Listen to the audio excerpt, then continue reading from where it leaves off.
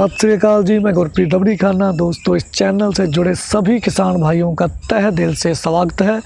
हमारे साथ जुड़े रहने के लिए, बने रहने के लिए आप लोगों का बहुत बहुत धन्यवाद। दोस्तों, आज बात करेंगे हमारी फसलों की रोग रहित तंदुरुस्त पैदावार तथा उनके समुचित संतुलित विकास के लिए बेहद लाजमी और बहुउपयोगी कुदरती सहजीवी सूक्ष्म प्रणाली माइकोराइज़ा को घर या खेत के स्तर पर ही हम किस प्रकार से तैयार कर सकते हैं, इस विषय पर ये सारी जानकारी मुझे हमारे बेहद प्रिय मित्र और बंधु अमृतपाल सिंह रोमाना अजीत सिंह वाला जी ने उपलब्ध करवाई है। सो उनका बहुत बहुत धन्यवाद।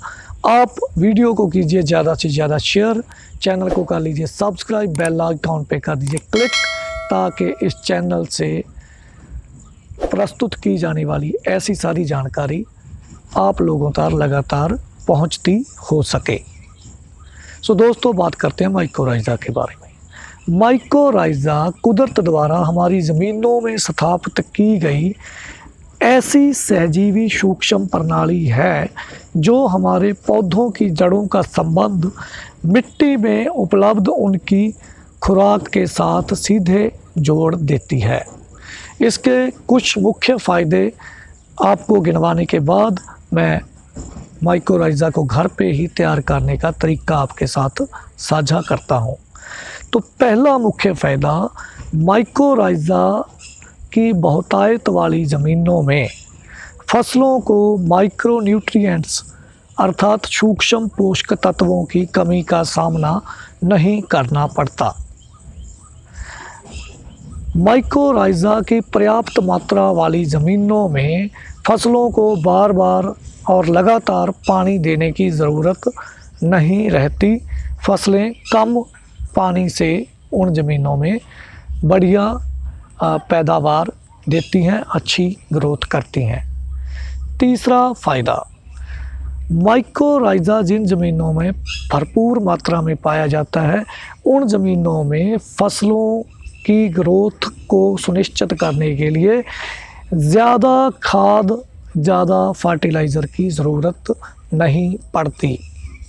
चौथा फ़ायदा, जिन ज़मीनों में माइकोराइज़ा अच्छी खासी मात्रा में पाया जाता है, उन ज़मीनों में फसलों की सेहत और मौसमी मिजाज को सहन करने की उनकी जो समर्था है वो बढ़ जाती है। चौथा फ़ायदा, माइकोराइज़ा जिन ज़मीनों में उचित मात्रा में पाया जाता है, उन ज़मीनों में फसलों की सूखा सहने की समर्था भी बढ़ जाती है। माइकोराइज़ा जिन ज़मीनों में अच्छी खासी मात्रा में पाया जाता है, उन ज़मीनों में फसलों के बीमार पड़ने की संभावनाएं भी नाम मात्र ही रह जाती हैं।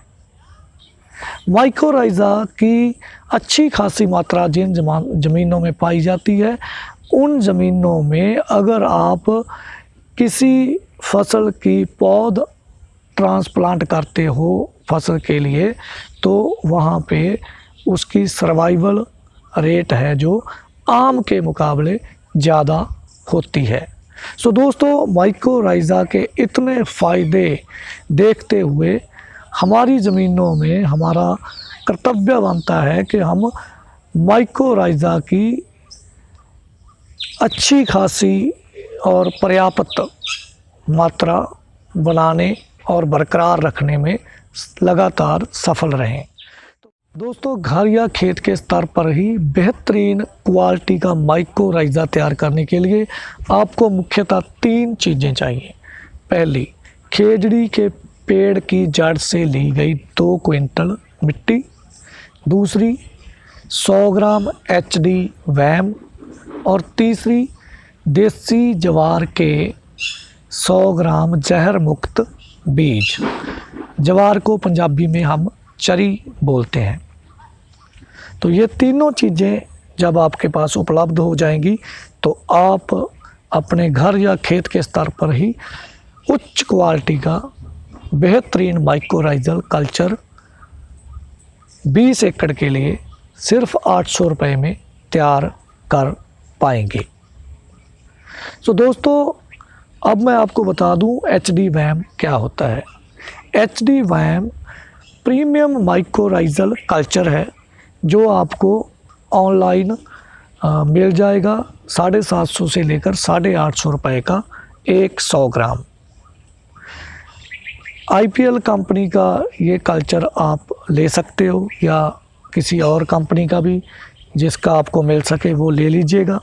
ऑनलाइन भी मिल जाएगा, कई दुकानों वाले भी रखते हैं, लेकिन ज़्यादा संभावनाएं ऑनलाइन मिलने की है।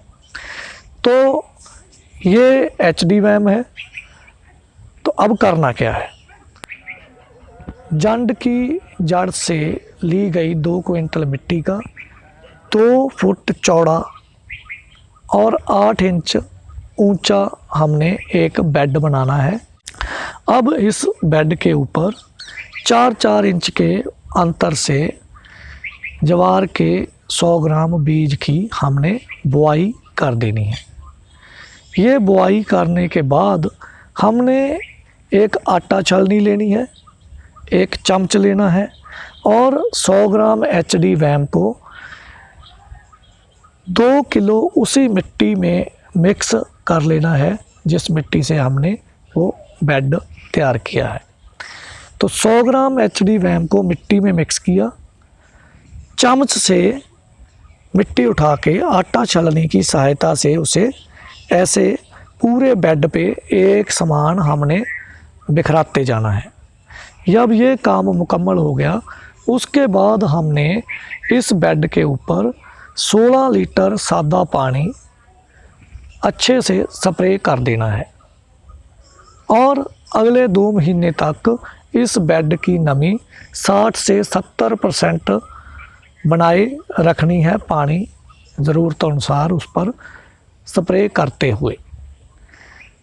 अब 2 महीने बाद जो हमने इसमें बीज लगाए थे उन बीजों से जो ज्वार निकली उस ज्वार को काट के एक जगह रख देना है और ज्वार की जो जड़ें हैं उनको उस मिट्टी में से बाहर निकाल के कैंची की सहायता से बारीक बारीक काट के उसी बेड वाली मिट्टी में मिला के रख लेना है।